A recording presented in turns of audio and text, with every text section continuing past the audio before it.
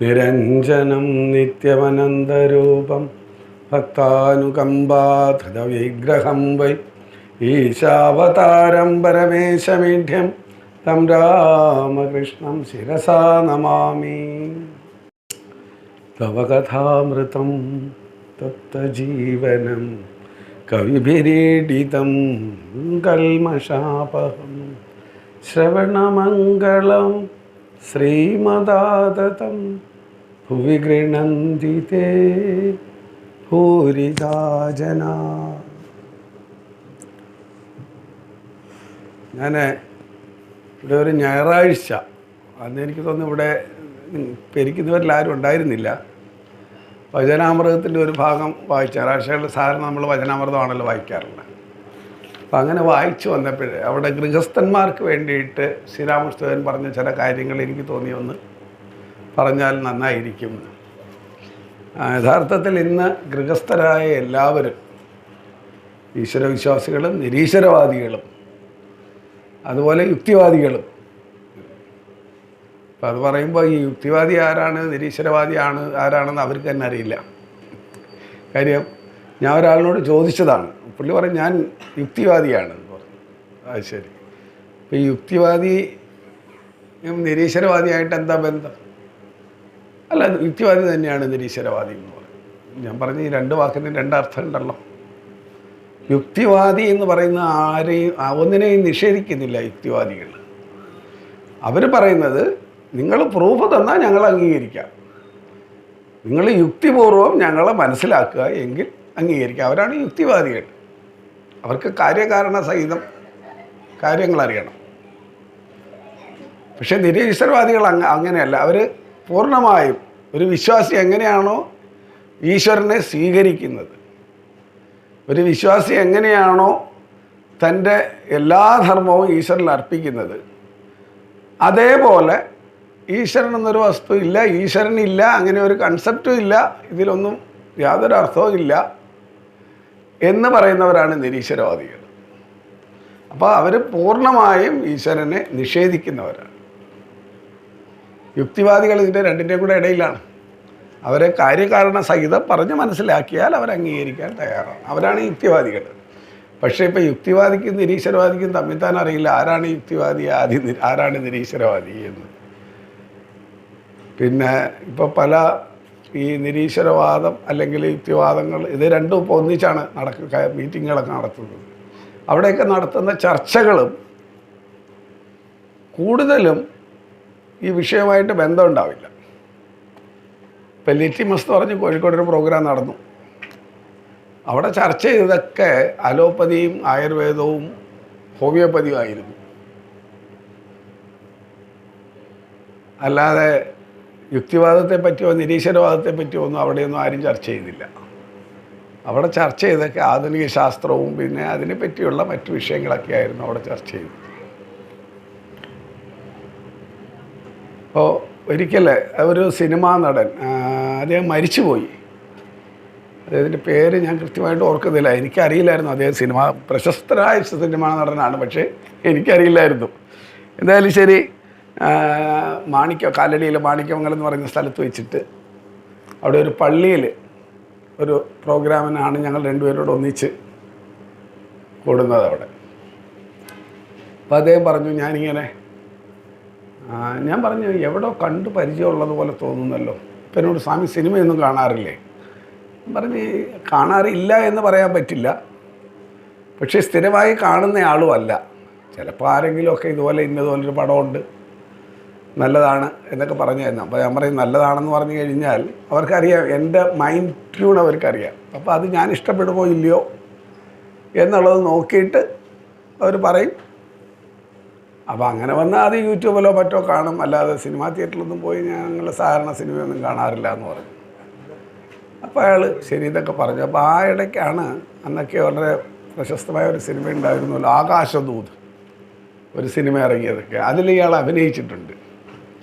അപ്പോൾ ഞാനിവിടെ പറയാൻ വന്ന വിഷയം, അന്ന് അദ്ദേഹം പറഞ്ഞ ഒരു പ്രധാന കാര്യം എന്താണെന്നാൽ, ഈ ഈശ്വര വിശ്വാസം എന്ന് പറയുന്നത് ഈ മനുഷ്യൻ്റെ ഉത്തരവാദിത്തങ്ങളെ മറ്റൊരാളിൽ ചാരുന്ന ഒരു രീതിയല്ലേ. മറ്റൊരാളെ ചാരാതെ നമുക്ക് നിൽക്കാൻ പാടില്ലേ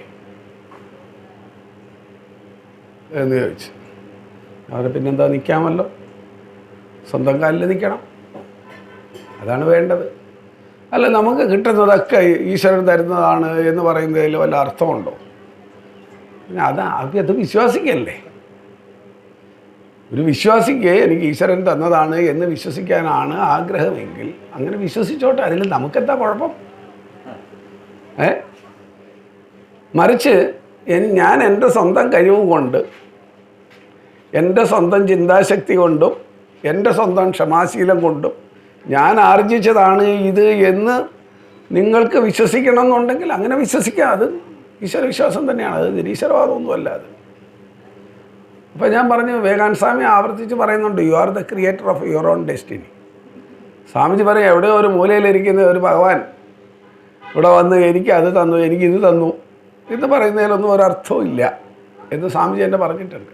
പക്ഷേ എന്ന് വിചാരിച്ചിട്ട് അങ്ങനെ വിശ്വസിക്കുന്നവരുടെ വിശ്വാസം തെറ്റാണെന്ന് സ്വാമിജി പറഞ്ഞിട്ടില്ല. ഇപ്പോൾ പൊതുവേ മനുഷ്യ മനസ്സ് പലപ്പോഴും പതറിപ്പോകും. ഞാൻ പറഞ്ഞു, നിങ്ങൾ പോലും ജീവിതത്തിൽ പല സന്ദർഭങ്ങളിലും നിങ്ങൾ പതറിയിട്ടുള്ള, ഭയന്നിട്ടുള്ള അവസരങ്ങളുണ്ട്. പറഞ്ഞില്ല എന്ന് പറഞ്ഞു, അത് നിങ്ങൾ പറഞ്ഞാൽ ഞാൻ അംഗീകരിച്ചു തരില്ല. ഉണ്ട്, ഒരുപക്ഷെ നിങ്ങൾ അവിടെ അതിൻ്റെ സൊല്യൂഷൻ നിങ്ങൾ സ്വയം കണ്ടിട്ടുണ്ടാവാം, നിങ്ങൾ അന്നേരം ഈശ്വരനെ വിളിച്ചിട്ടുണ്ടാവില്ല. പക്ഷേ നല്ലൊരു ശതമാനം ആളുകളും അങ്ങനെയുള്ള സന്ദർഭങ്ങളിൽ ഈശ്വരനെ വിളിക്കും. അതിൽ ഒരു വളരെ രസകരമായ കാര്യം, അത് ഈ അടുത്ത കാലത്ത് ഒരാളുടെ ചോദ്യം ചോദിച്ചപ്പോൾ ഞാൻ അതിന് മറുപടിയായിട്ട് പറഞ്ഞതാണ്. എൻ്റെ കൂടെ തന്നെ പഠിച്ച ഒരാളാണ്. അയാൾ വലിയൊരു കമ്മ്യൂണിസ്റ്റ് വിശ്വാസിയും പ്രവർത്തകനുമൊക്കെയാണ്. അപ്പോൾ അയാൾ അത് പറയാൻ കാര്യം എന്ന് വെച്ച് കഴിഞ്ഞാൽ, ഇപ്പോൾ ഈ അടുത്ത കാലത്ത് കേരളത്തിൽ തന്നെ ഒരു വിദ്യാർത്ഥി പ്രസ്ഥാനത്തിൻ്റെ നേതാവൊക്കെ ആയിരുന്ന ആൾ പോലീസ് അറസ്റ്റ് മേടിച്ചു ഇവിടുന്ന് ഓടി ഹിമാലയത്തിൽ പോയി. എന്നിട്ട് ഇപ്പോൾ പുള്ളി സന്യാസിയായി. അപ്പോൾ അത് കഴിഞ്ഞപ്പോൾ ഇപ്പോൾ പുള്ളി പറയുന്നു, എൻ്റെ ഇപ്പോഴത്തെ തീരുമാനമാണ് ശരി, ആദ്യത്തെ തീരുമാനം തെറ്റായിരുന്നു എന്ന് പുള്ളി എന്നെ പറയാം. പിന്നെ അതിനെപ്പറ്റി ചില കാര്യങ്ങളൊക്കെ പറഞ്ഞിട്ടുണ്ട്. അപ്പോൾ ആ വിഷയം ചർച്ച ചെയ്യുമ്പോഴേ ഇദ്ദേഹം എന്നോട് പറഞ്ഞു, അങ്ങനൊന്നുമല്ല, പിന്നെ ഈ അയാൾ അങ്ങനെ ആയി എന്ന് വിചാരിച്ച് എല്ലാവരും അങ്ങനെയല്ല എന്നൊക്കെ പറഞ്ഞു കഴിഞ്ഞപ്പോൾ ഞാൻ അതിനൊരു മറുപടി പറഞ്ഞ പുള്ളിയോട്, ഈ ഒരുപാട് നിരീശ്വരവാദവും യുക്തിവാദവും കമ്മ്യൂണിസവും ഇങ്ങനെയുള്ള വിഷയങ്ങളൊക്കെ പറഞ്ഞ പലരും ജീവിതാന്ത്യത്തിൽ ഇനി തനിക്കാര് എന്ന ചോദ്യത്തിൻ്റെ മുമ്പിൽ ഉത്തരമില്ലാതെ ഈശ്വരവിശ്വാസത്തിലേക്ക് പോയ ഒരുപാട് ആളുകളെ പറ്റി കേട്ടിട്ടുണ്ട്. പക്ഷേ ജീവിതാന്ത്യത്തിൽ ഞാൻ ഇത്രയും നാളും ഈശ്വരനെ വിളിച്ചിട്ട് എനിക്കൊന്നും കിട്ടിയതുമില്ല, ഇങ്ങനൊരു ഈശ്വരനുണ്ടെന്നുള്ള അനുഭവം എനിക്കുണ്ടായിട്ടുമില്ല, അതുകൊണ്ട് നിരീശ്വരവാദമാണ് ശരി അല്ലെങ്കിൽ യുക്തിവാദമാണ് ശരി എന്ന് പറഞ്ഞ് ഇത് വിട്ടിട്ട് പോയ ഒരാളിനെ പറ്റി ഞാൻ കേട്ടിട്ടുമില്ല. ഇത് കളഞ്ഞിട്ട് പോയ ആരുമില്ല, മറിച്ച് ഇതില്ല എന്ന് പറഞ്ഞവർ അത് കളഞ്ഞിട്ട് ഇതിലേക്ക് വന്നവരുണ്ട്. അപ്പം ഏറ്റവും അടുത്ത കാലത്തുണ്ടായ ഉദാഹരണമാണല്ലോ നമ്മുടെ MT വാസുദേവൻ.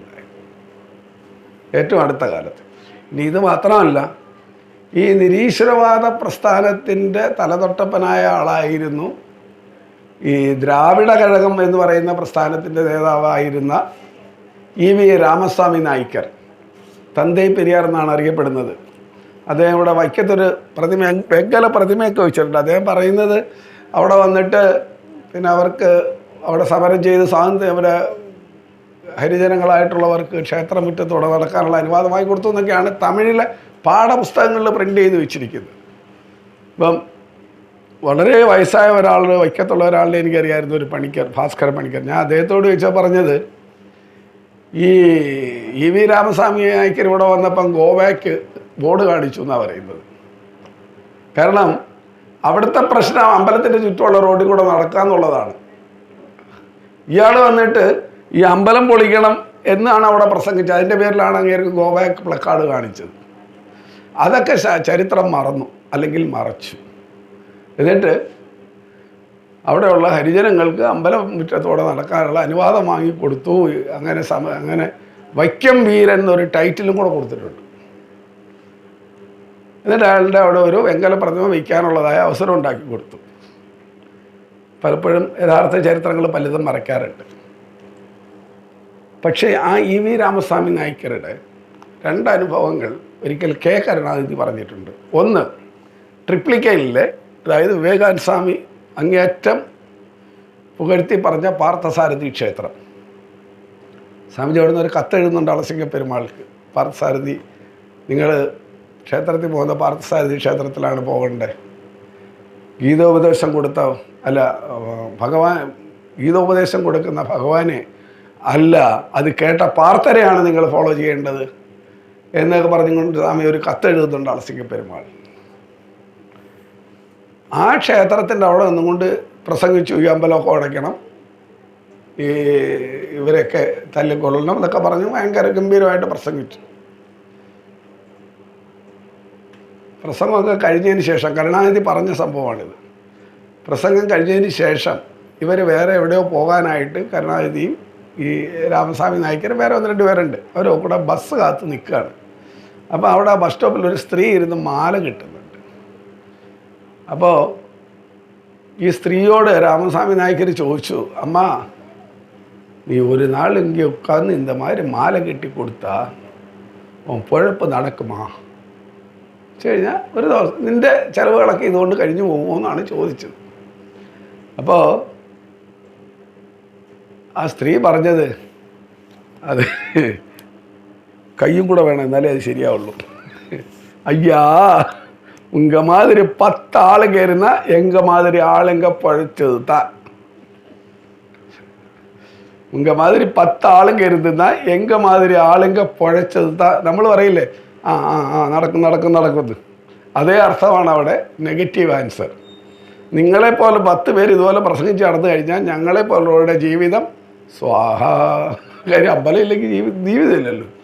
അപ്പോൾ അദ്ദേഹം പറഞ്ഞു എന്നാണ് പറയുന്നത്, ഒരു ക്ഷേത്രം ഉണ്ടെങ്കിൽ അതിനെ ചുറ്റിപ്പറ്റി ഒരു 10-50 കുടുംബം എങ്കിലും മിനിമം ജീവിച്ചു പോകും.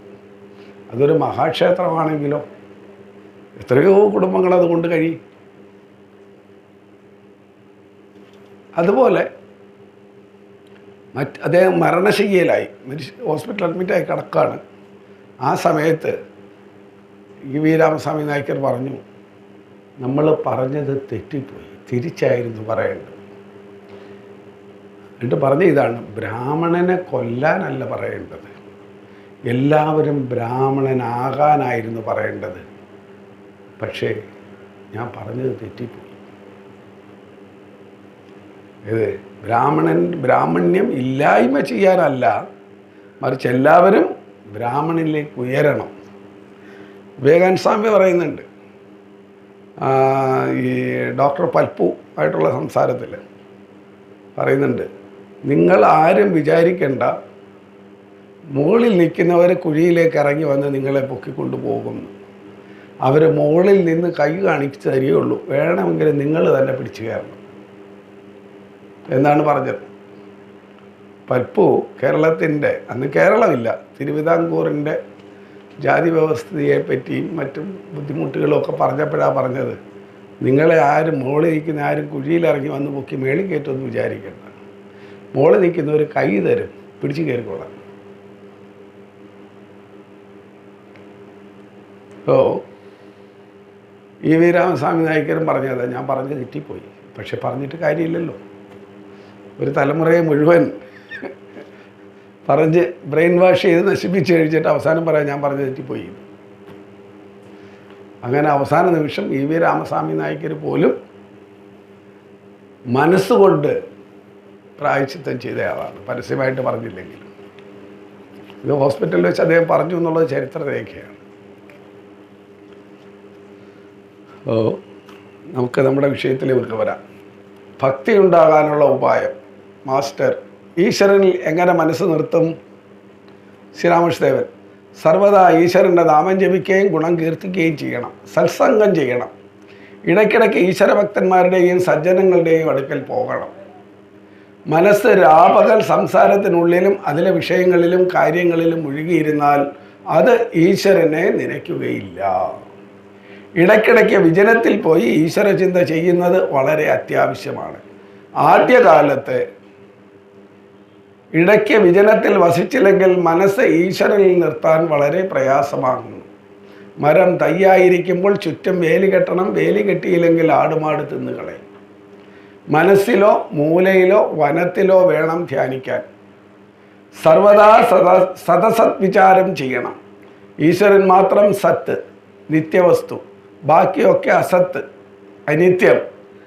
ഇങ്ങനെ വിചാരം ചെയ്ത് അനിത്യവസ്തുക്കളെ മനസ്സിൽ നിന്ന് അകറ്റണം. ഗൃഹസ്ഥ സന്യാസം ഉപായം നിർജ്ജനത്തിലുള്ള സാധന. മാസ്റ്റർ വിനയപുരസരം. ലോകത്തിൽ എങ്ങനെ വേണം ജീവിക്കാൻ? ശ്രീരാമകൃഷ്ണൻ, വേലയെല്ലാം ചെയ്യുക, പക്ഷേ മനസ്സ് ഈശ്വരനിൽ വയ്ക്കുക. ഭാര്യ, പുത്രൻ, അച്ഛൻ, അമ്മ സർവരോടും ഒത്തു വസിക്കുക. ഗൃഹസ്ഥന്മാർക്ക് ഇന്നത്തെ സമൂഹത്തിൽ, ഇന്നത്തെ സാഹചര്യത്തിൽ ഇതിനേക്കാൾ വലിയ ഒരു ഉപദേശം വേറെയില്ല. ശ്രീരാമകൃഷ്ണൻ ഒരിടത്തും പറഞ്ഞിട്ടില്ല. നമ്മളുടെ പല ശാസ്ത്രഗ്രന്ഥങ്ങളിലും ഒക്കെ തന്നെ ഗൃഹസ്ഥധർമ്മത്തെ അത് വ്യാഖ്യാനിക്കുന്നതാണ് അങ്ങനെ. യഥാർത്ഥത്തിൽ അതിനങ്ങനെ ഒരു അർത്ഥമില്ല. എങ്കിലും ഗൃഹസ്ഥധർമ്മത്തെ ചവിട്ടി താഴ്ത്തിക്കൊണ്ട് സന്യാസധർമ്മത്തെ അങ്ങോട്ട് അതായത് ത്യാഗോജ്ജലമായ ജീവിതത്തെ പറ്റി ഒരുപാട് പുകഴ്ത്തി പറയുന്ന ഒരു പ്രവണത പണ്ഡിതന്മാരുടെ ഇടയിലുണ്ട്. വിശേഷിച്ചും ഭാഗവതം, ഈ സപ്താഹങ്ങൾ, അവിടെയൊക്കെയാണ് ഇത് ഏറ്റവും കൂടുതൽ കാണുന്നത്. അങ്ങനല്ല, ഗാർഹസ്ഥ്യധർമ്മവും സന്യാസധർമ്മവും രണ്ടും തുല്യ പ്രാധാന്യത്തോടെ. അതിൽ ശ്രീരാമകൃഷ്ണൻ പറയുന്നത് ഗൃഹസ്ഥധർമ്മമാണ് ഏറ്റവും കൂടുതൽ ബുദ്ധിമുട്ടുള്ളത് പാലിക്കാൻ. അപ്പോൾ അത് ഞാൻ എൻ്റേതായ ഒരു ഉദാഹരണം പറയാറുണ്ട്. സന്യാസ ജീവിതം എന്ന് പറയുന്നത് മൂർച്ചയുള്ള ഒരു വാള്, മൂർച്ചയുള്ള ഭാഗം മേലേക്കാക്കി വെച്ചിട്ട് അതിൻ്റെ മേളിൽ കൂടി നടക്കാൻ പറയുമ്പോഴുള്ള ബുദ്ധിമുട്ടേ ഉള്ളൂ. കാര്യം നമുക്കറിയാം ഇത് മൂർച്ചയുണ്ട്, ബാലൻസ് ചെയ്ത് പോയില്ലെങ്കിൽ കാലുമുറി, അത് നമുക്കറിയാം. അതാണ് ആ വാളിൻ്റെ പ്രത്യേകത. പക്ഷെ ഗൃഹസ്ഥൻ അങ്ങനെയല്ല. ഈ കാട് പിടിച്ച് കിടക്കുന്ന കശുമാവും തോട്ടത്തിലെ കശുമാവിൻ്റെ ഇല വീട് കിടക്കുന്നിടത്തിൻ്റെ മേളിൽ കൂടെ നടക്കുന്നത് പോലെയാണ്. ചവിട്ടുമ്പോൾ കരുകരുന്നൊരു സൗണ്ടുണ്ട്, മെത്ത പോലെ നല്ല പതുപതുപ്പുണ്ട്, അവിടെ ഇവിടെയൊക്കെ തോട്ടാവാടിയും മുള്ളിച്ചെടിയും ഒക്കെ ഉണ്ട്. അതെവിടെയാണെന്ന് അറിയില്ല. എവിടെ കൊണ്ടുപോയി കാലി വെച്ചാലാണ് ഈ മുള്ള് കയറുന്നതെന്ന് അറിയില്ല. ഇതിനിടയ്ക്ക് വല്ല കട്ടാര മുള്ളും ഉണ്ടെന്നുണ്ടെങ്കിൽ അത് കയറിയിട്ടുണ്ടെന്നുണ്ടെങ്കിൽ 100% ഉറപ്പാണ് അത് വഴുക്കുന്നുള്ളത്. അപ്പം അങ്ങനെ ഒരു തോട്ടം കടന്നു പോകുന്ന അത്രയും ബുദ്ധിമുട്ടേ ഉള്ളൂ ഗൃഹസ്ഥന്. സുഖമാണ്, അവൻ വിചാരിക്കുകയാണ് ഇത് സുഖമാണെന്ന്. കാരണം ആ കരിയിലയിൽ ചവിട്ടുമ്പോൾ ഒരു പതുപതുമ്പും ഒരു സൗണ്ടും ഒക്കെ വരും, സുഖമാണ്. പക്ഷേ ഇടയ്ക്ക് ചവിട്ടുമ്പോൾ എവിടെയാണ് ഈ മുള്ളു കയറുന്നതെന്ന് നമുക്കറിയില്ല. അതാണ് ഗൃഹസ്ഥധർമ്മത്തിൻ്റെ ബുദ്ധിമുട്ട്. സന്യാസധർമ്മത്തിൽ നമുക്കറിയാം ഇത് മൂർച്ചയുള്ള വാളാണ്. നീ ശകലം ഒരു ഇൻബാലൻസ് ആയി കഴിഞ്ഞു കഴിഞ്ഞാൽ അവിടെ തീർന്നുമില്ല. സോ എപ്പോഴും ഗൃഹസ്ഥധർമ്മത്തിലാണ് ഉത്തരവാദിത്തങ്ങൾ കൂടുതൽ, സന്യാസിക്കല്ല. ആകെയുള്ള ഒരു പ്രശ്നം എന്താണെന്ന് ചോദിച്ചു കഴിഞ്ഞാൽ, ഞാൻ പറയാറുള്ള ഒരു കാര്യമാണ്, അതിന് ഇതൊന്നുമില്ല, ശാസ്ത്രത്തിൻ്റെ അടിസ്ഥാനമൊന്നുമില്ല. ഈ സന്യാസി ചെയ്യുന്ന സാധനയുടെ 1/4 മാത്രമേ സന്യാസിക്ക് അവകാശമുള്ളൂ. ബാക്കി 4/3 സന്യാസിക്കുള്ളതല്ല. അത് ഈ 4 എങ്ങനെ പങ്കുവെക്കുമെന്ന് ചോദിച്ചാൽ, ആദ്യത്തെ 4/1 അത് പോകുന്നത് അന്നത്തെ അന്നം കൊടുത്ത ആ ഗൃഹസ്ഥനിലേക്കാണ് പോകുന്നത്. തൻ്റെ ആവശ്യം എന്താണോ അത് ഏത് ഗൃഹസ്ഥനാണോ നിറവേറ്റി തരുന്നത്, താൻ ആ ദിവസം ചെയ്ത സാധനയുടെ 4/1 ആ ഗൃഹസ്ഥന് പോകും. 4/1 സമൂഹത്തിന് വേണ്ടിയിട്ട്. കാരണം ഞാനെന്ന സന്യാസി ഒരു ഗൃഹസ്ഥനായി സമൂഹത്തിൽ ജീവിച്ചിരുന്നാൽ ഈ സമൂഹത്തിന് വേണ്ടി ചെയ്യേണ്ട ഒരുപാട് കാര്യങ്ങളുണ്ട്. ഞാൻ ചെയ്യുന്ന കൃഷി ഉൾപ്പെടെ, ഞാൻ വളർത്തുന്ന എൻ്റെ കുട്ടികളെയും എൻ്റെ ഭാര്യയും എൻ്റെ ബന്ധുക്കളും, ബന്ധുവിൻ്റെ വീട്ടിലൊരു കല്യാണം വന്നാൽ സാമ്പത്തികമായി കുറച്ച് സഹായിക്കുക എന്ന് പറയുമ്പോൾ നമ്മൾ സഹായിച്ചു എന്ന അഹങ്കാരം ഉള്ളിൽ വയ്ക്കുമ്പോഴും അത് ഗൃഹസ്ഥൻ്റെ ധർമ്മത്തിൻ്റെ ഭാഗമാണ്. അപ്പോൾ അങ്ങനെ ഞാൻ ചെയ്തു തീർക്കേണ്ടതായ കുറേ കാര്യങ്ങളുണ്ട്. അതിൽ നിന്നൊക്കെ ഞാൻ ഒളിച്ചോടിയിട്ടാണ് സന്യാസിയായത്. ഒളിച്ചോടിയെന്ന് ഞാനങ്ങ് പറഞ്ഞേ ഉള്ളൂ, എല്ലാവരും അംഗീകരിച്ചില്ല എങ്കിലും. അപ്പോൾ ആ ധർമ്മം പാലിക്കാതെ വന്നത് കൊണ്ടുള്ള പ്രായശ്ചിത്തമായിട്ട് 4/1 അങ്ങോട്ട് പോകും. പിന്നെയുള്ള 4/1 എന്നെ ഡിപ്പെൻഡ് ചെയ്യുന്നവരുണ്ട്. എൻ്റെ അച്ഛൻ, എൻ്റെ അമ്മ, അല്ലെങ്കിൽ സഹോദരങ്ങൾ, അല്ലെങ്കിൽ നിത്യജീവിതത്തിൽ കണ്ടുമുട്ടുന്ന മറ്റ് ഏതെങ്കിലും തരത്തിലുള്ള ബന്ധങ്ങൾ വരുമ്പോൾ അവരുമായിട്ടുണ്ടാകുന്ന ബന്ധം, ഇതിനെയൊക്കെ ഞാൻ നിഷേധിക്കുകയോ ചെയ്യാതെ അല്ലെങ്കിൽ ആ ഉത്തരവാദിത്വം നിറവേറ്റാതിരിക്കുകയോ ചെയ്തതിൻ്റെ പേരിൽ 4-1 ഗുരുവിനും മാതാപിതാക്കൾക്കും ഈ രക്തബന്ധത്തിലുള്ളവർക്കുമായിട്ട് അങ്ങ് പോകും. അപ്പോൾ 4-3 അങ്ങനെ പോയി കഴിഞ്ഞു. ബാക്കിയുള്ള 4-1 സന്യാസിക്ക് അവകാശപ്പെട്ടത്. കാരണം ഇതൊരു പരാന്ന പൂജയാണ്. സന്യാസി എന്നും ഒരു പരാന്ന പൂജയാണ്. നമ്മുടെ ഭാരതീയ ഭരണഘടനയിൽ തന്നെ ഈ സന്യാസിക്ക് ഭിക്ഷ അനുവദിച്ചിട്ടുണ്ട്. അതറിയോ? സന്യാസിക്ക് ഭിക്ഷ എടുക്കാം. ഇപ്പോൾ ഇവിടെ യാചക നിരോധന മേഖലകളൊക്കെ ഉണ്ട്. പക്ഷേ സന്യാസിക്ക് ഭിക്ഷ എടുക്കാം, ആരും നിഷേധിക്കില്ല. ഭിക്ഷ എടുക്കുന്നതിന് നിയമങ്ങളുണ്ട്. വെറുതെ നമ്മൾ പോയി ഭിക്ഷ എടുക്കാൻ പാടില്ല. സന്യാസി കഴിക്കുന്ന ഭിക്ഷ ശ്രീരാമകൃഷ്ണൻ ഇതിൽ പറയും മധുകരി ഭിക്ഷ, അല്ലെങ്കിൽ അതിന് വേറെ വേർഡാണ് അയാചിത ഭിക്ഷ. യാചിക്കാതെ കിട്ടുന്ന ഭിക്ഷയായിരിക്കണം.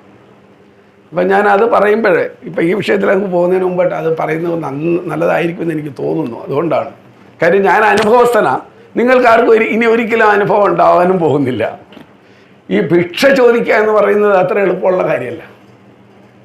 ഇന്നിപ്പോൾ ചിലർ അങ്ങനെയൊക്കെ ജീവിക്കുന്നുണ്ടാവാം, ഇല്ലയെന്ന് ഞാൻ പറയുന്നില്ല. എങ്കിലും കാര്യം രാമകൃഷ്ണ മിഷനല്ലേ, സന്യാസം കഴിഞ്ഞാൽ അടുത്ത 3 ദിവസം ഭിക്ഷ കൊണ്ട് മാത്രം ജീവിക്കണം. അപ്പം ഗുരു രാവിലെ ആദ്യത്തെ ഭിക്ഷ തരും. കുറച്ച് ഫ്രൂട്ട്സോ സീഡ്സോ ഒക്കെ ആയിരിക്കും. എന്നിട്ട് ഞങ്ങളോട് പറയും അടുത്ത 3 ദിവസം നിങ്ങൾ ഭിക്ഷ കൊണ്ട് മാത്രം ജീവിക്കണം. ഭിക്ഷ എടുക്കാൻ നിയമങ്ങളുണ്ട്. 1, അയാചിത ഭിക്ഷയെ വാങ്ങാവൂ. എന്ന് പറഞ്ഞാൽ ഒരിടത്തും പോയി ഭിക്ഷ യാചിക്കാൻ പാടില്ല. മറിച്ച് അവിടെ പോയ നാരായണ ഹരി എന്നോ ഓം നമഃ ശിവായ അങ്ങനെ എന്തെങ്കിലും ഒരു മന്ത്രം പറയുക എന്നല്ലാതെ, വീട്ടുകാരൻ ഇങ്ങോട്ട് ചോദിക്കുകയാണ് എന്താ വേണ്ടതെന്ന് ചോദിച്ചാൽ പറയാം, കുറച്ച് ആഹാരം വേണോ അല്ലെ ഭിക്ഷ വേണമെന്ന് പറയാം. അല്ലാതെ നേരിട്ട് പോയി ഇപ്പോൾ ഒരു ഭിക്ഷക്കാരൻ വന്നിട്ട് ചോദിക്കുന്ന പോലെ ചോദിക്കാൻ പാടില്ല. നമ്പർ 1. രണ്ടാമത്തെ കണ്ടീഷൻ, ഒരു വീട്ടിൽ നിന്ന് മാത്രമായിട്ട് ഭിക്ഷ വാങ്ങാൻ പാടില്ല. ഏറ്റവും ചുരുങ്ങിയ 3 വീട്ടിൽ നിന്നായിട്ട് വേണം ഭിക്ഷ വാങ്ങാൻ. അതിന് പറയുന്നത് ഈ തേനീച്ച പൂവിൽ നിന്ന് തേൻ കുടിക്കുന്നത് പോലെ, തേൻ കളക്ട് ചെയ്യുന്നത് പോലെ, പല പൂക്കളിൽ നിന്നായിട്ടാണ് ഈ തേൻ കളക്ട് ചെയ്യുന്നത്. അപ്പോൾ അതുപോലെ നിങ്ങൾ ഏറ്റവും കുറഞ്ഞ 3 വീട്ടിലെങ്കിലും പോയിരിക്കണം. അത് മാക്സിമം 7 വീട്ടിലേ പോകാവൂ. 7 വീട്ടിൽ പോയാൽ അതിനകം കിട്ടുന്ന ഭിക്ഷ കൊണ്ട് തൃപ്തിപ്പെട്ടോണം. കിട്ടിയില്ലെങ്കിൽ അന്ന് ഈശ്വരൻ നിനക്ക് ആഹാരം നിശ്ചയിച്ചിട്ടില്ല, അത് വിചാരിച്ചോളൂ. അത്രയേ ഉള്ളൂ. ഈ ഭിക്ഷ ഉദയം കഴിഞ്ഞാൽ അസ്തമയത്തിന് മുൻപേ ആയിരിക്കണം. അല്ലാതെ നമുക്കിഷ്ടമുള്ളപ്പോൾ പോയി കഴിക്കുന്ന ഭിക്ഷയല്ല. ചിലപ്പോൾ ചിലർ സ്വാമിമാരൊക്കെ ഡിന്നറിനൊക്കെ വിളിക്കാറുണ്ടല്ലോ, നമ്മൾ പോയി കുശാലായിട്ട് ഉണ്ടിട്ട് പോരും. ഇപ്പോൾ സന്യാസിക്ക് ഭിക്ഷ കൊടുത്തു എന്നൊരു സംതൃപ്തി ഗൃഹസ്ഥനുണ്ടെങ്കിലും അത് ഭിക്ഷയായിട്ട് കണക്ക് കൂട്ടാറില്ല.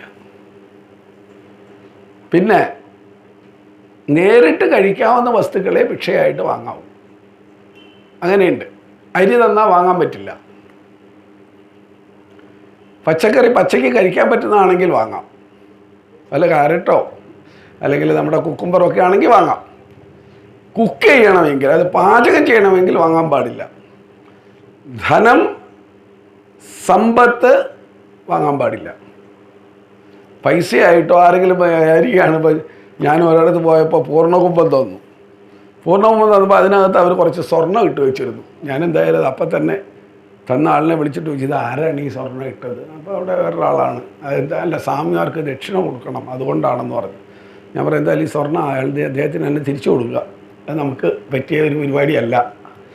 അങ്ങനെ അദ്ദേഹത്തിന് കൊടുക്കണം എന്നുണ്ടെങ്കിൽ അത് നേരിട്ട് ആശ്രമത്തിൽ കൊടുക്കുക, അല്ലെങ്കിൽ അത് വിറ്റ് പണം ആശ്രമത്തിൽ കൊടുക്കുക. അല്ലാതെ എനിക്ക് ദക്ഷിണയെന്ന് പറഞ്ഞ് സ്വർണ്ണമൊന്നും വേണ്ട എന്ന് ഞാൻ പറയേണ്ട ഒരവസ്ഥ വന്നു. ഇറങ്ങുമല്ല, നമ്മുടെ കൊട്ടാരക്കര ഗണപതി അമ്പലത്തിൽ വെച്ചിട്ടാണ് സംഭവം നടന്നത്. വർഷങ്ങൾക്ക് മുൻപാണ്. എനിവേ, അപ്പോൾ ധനം അങ്ങനെ ഒന്നും ചോദിക്കാൻ പാടില്ല. നേരിട്ട് കഴിക്കാവുന്ന ആഹാരം മാത്രമേ വാങ്ങാവൂ.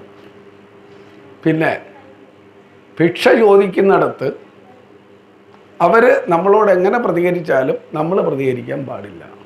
അവർക്ക് നന്മ വരട്ടെ എന്ന് പ്രാർത്ഥിച്ച് നിശബ്ദനായി മടങ്ങിപ്പോകണം. ഇതാണ് ഭിക്ഷയ്ക്കുള്ള കണ്ടീഷൻസ്. ഇനി ഈ ഭിക്ഷ എടുക്കാൻ പോകുമ്പോഴുണ്ടല്ലോ, ഞാൻ എൻ്റെ അനുഭവം പറയുകയാണ്.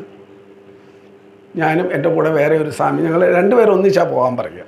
പോയി അപ്പോൾ ആദ്യം ഒരു വീട്ടിൻ്റെ അവിടെ ചെന്ന് കഴിഞ്ഞാൽ, അപ്പം പരിചയമുള്ള വീട്ടിൽ പോകാൻ പാടില്ല, അതുപോലെ മുൻകൂട്ടി പറഞ്ഞു വെച്ചിരിക്കുന്ന വീടുകളിൽ പോകാൻ പാടില്ല, അങ്ങനെയൊക്കെ ഉണ്ട്.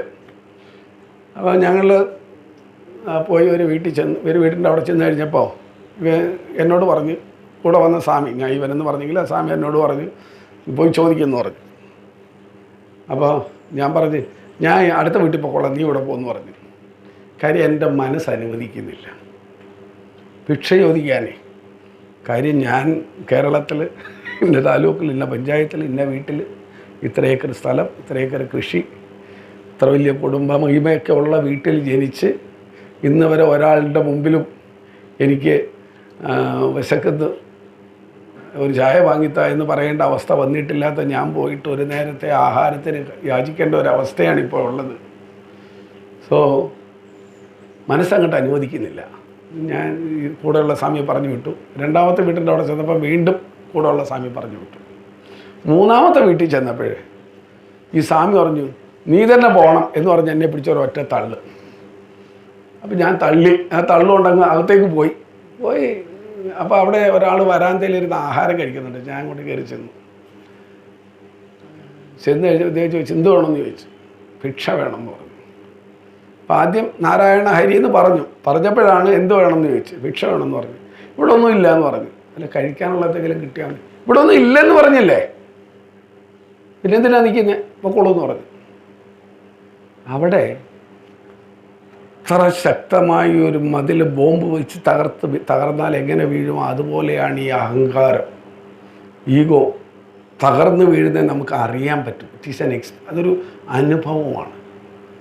പോയി ഒരു ഉരുള ചോറ് ചോദിക്കുക, കഴിച്ചുകൊണ്ടിരിക്കുന്ന ആളതില്ല എന്ന് പറയുക. ഇന്ന് വരെ കൊടുത്തിട്ടേ ഉള്ളൂ. ഒരിടത്തും പോയിട്ട് കഴിക്കെന്ന് പറഞ്ഞാലും വേണ്ട എന്ന് പറഞ്ഞിട്ടുള്ള വീടുകളാണ്. അങ്ങനെയുള്ള ഞാനാണ് അവിടെ ചെന്നിട്ട് ഒരു ഉരുള ചോറ് കഴിച്ചുകൊണ്ടിരിക്കുന്ന ആൾ പറയാ ഇല്ല എന്ന്. എങ്ങനെയിരിക്കും? ശരിക്കും ഞാൻ അനുഭവിച്ചതാണ്. ഞാനെന്ന ആ വ്യക്തി ഉണ്ടല്ലോ, ആ അഹങ്കാരം തകർന്നു വീഴുന്നത് ഒരു ഭയങ്കര അനുഭവമാണ്. ഇനി ഇത് മാത്രമല്ല, വേറെ അനുഭവങ്ങൾ ഒരുപാടുണ്ട്. ഒരുപാട് പറയാൻ പറ്റില്ലെങ്കിലും ഒരു വീട്ടിൽ ചെല്ലുമ്പോഴേ അവിടെ ഒരു സ്ത്രീ, ചെറുപ്പക്കാരിയായ ഒരു സ്ത്രീയാണ്. അവരൊന്ന് ചിന്ത വേണം, ഭിക്ഷ വേണമെന്ന് പറഞ്ഞു. ഇവിടെയൊക്കെ കാലം ആവുന്നേ ഉള്ളൂ, എന്തായാലും മതി എന്ന് പറഞ്ഞു. അപ്പോൾ അവരകത്ത് പോയി ഒരു പാത്രത്തിൽ ഒരു കപ്പ് നിറച്ച് ചോറ്, കുറച്ച് ഉരുളക്കിഴങ്ങ് കൂടെ വേവിച്ച് അതൊരു ഉരുള, വേറെന്തോ ഒരു കരയുണ്ട്, ഒരു കപ്പിനകത്ത് ഡാൽ. അപ്പോൾ ഇത് നമ്മൾ കയ്യിൽ വാങ്ങാൻ പാടില്ല. നമ്മൾ ഈ സാഫി എന്ന് പറയും, ആ തുണി, ഭിക്ഷ എടുക്കാനുള്ള തുണി. സന്യാസത്തിന് ഗുരു നമുക്ക് തരുന്നത് ധരിക്കാനുള്ള കൗപീനം, ഒരു മുണ്ട്, ഒരു മേൽമുണ്ട്, പിന്നെ തരുന്ന ഒരു തുണി കഷ്ണമാണ് സാഫി എന്ന് പറയുന്നത്. ഭിക്ഷ എടുക്കാനുള്ള തുണി, അതാണ് ഗുരു നമുക്ക് തരുന്ന സാധനങ്ങൾ. സോ ഞാൻ അപ്പോൾ ഇതിൽ വാങ്ങാവൂല്ല, ഞാൻ ഇതിലിടാൻ പറഞ്ഞു. അവർ അതിൽ ആദ്യം ആ ചോറ് ഇട്ടു, അത് കഴിഞ്ഞ് ആ ഉരുളക്കിഴങ്ങ് ഇട്ടു, അത് കഴിഞ്ഞ് വേറെ എന്തോ കറി ഉണ്ടായിരുന്നേ അതിട്ടു. അപ്പോൾ എന്നോട് ഇത് എങ്ങനെ അത് ഇതിലൊഴിച്ചോളൂ, അതിലൊഴിച്ച കേട്ടോ, ഞാൻ ഒഴിച്ചോളാൻ പറഞ്ഞു. അവരതങ്ങ് ഒഴിച്ചു. അപ്പോൾ ആദ്യമേ തന്നെ കിട്ടിയ ചോറും ഉരുളക്കിഴങ്ങും എല്ലാം ചൂടാണ് കേട്ടോ. അപ്പോൾ അതിങ്ങനെ ഈ സൈഡിൽ നമ്മുടെ ഈ തൊഴയുടെ ഭാഗത്തായിട്ട് ടച്ച് ചെയ്യുന്നുണ്ട്. അപ്പോൾ നമുക്ക് അനുഭവമുണ്ട്. അതിൻ്റെ കൂട്ടത്തിലാണ് ആ ഡാലങ്ങോട്ട് ഒഴിച്ചത്. അത് ഈ പറഞ്ഞതുപോലെ തിളച്ച് കിടന്ന ഡാല് കൊണ്ടുവന്നത് അവർ മനഃപൂർവ്വം ചെയ്തതല്ല, അവർ ആദ്യമേ തന്നെ പറഞ്ഞു. ഇതങ്ങ് ഒഴിച്ചു. ആ തിളച്ച വെള്ളം ഈ സൈഡിൽ കൂടെ ഒഴുകുമ്പോൾ ഒരു അനുഭവം ഉണ്ടല്ലോ, എത്ര രസകരമായിരിക്കും അല്ലേ. നമുക്കവിടെ വെച്ച് പ്രതികരിക്കാൻ പോലും പറ്റില്ല, കൈയും കാലും എല്ലാം കെട്ടിയിരിക്കുകയാണ്. ഞാനാണെങ്കിൽ പ്രാണനും കൂട്ട്. അപ്പോൾ അവരുടെ മുമ്പ് വെച്ചൊന്നും ചെയ്യാനും വയ്യ. അവിടെ നിങ്ങോട്ട് തിരിഞ്ഞ് ഈ സാധനമെല്ലാം കൂടെ കൂട്ടി ഇങ്ങനെ മാറ്റി അങ്ങോട്ട് പിടിച്ചു. വേറെ വഴിയില്ല. എന്നിട്ട് പിന്നെ അവിടെ നിന്ന് ഇറങ്ങി പോന്നു.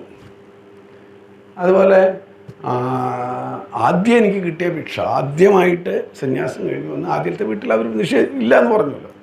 രണ്ടാമത്തെ വീട്ടിൽ ചെല്ലുമ്പോൾ ഒരു പ്രായമായ അമ്മ, ഓ ബംഗാളിയിലോ മഹാരാജ് എസച്ചേൻ കിച്ചു ദിത്യോവേ, സ്വാമിജി വന്നിരിക്കുന്ന എന്തെങ്കിലും കൊടുക്കണമല്ലോ.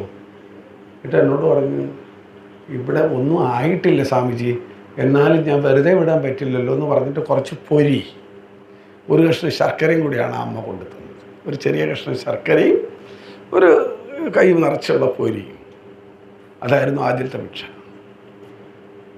പിന്നൊരു അനുഭവം, ഒരു വീട്ടിൽ ഇതുവരെ കയറി ചെന്നു. അപ്പോൾ അതൊരു ഫ്ലാറ്റാണ്. അപ്പം ഞാൻ ചെല്ലുമ്പോൾ തന്നെ അവിടെ ചാണകമൊക്കെ മെഴുകി അവർ പിന്നെ ഈ കോലം ഒക്കെ വരെ അത് അരി മാവ് കലക്കി ഡിസൈനൊക്കെ ചെയ്തൊക്കെ വെച്ചിട്ടുണ്ട്. അപ്പം ഞാൻ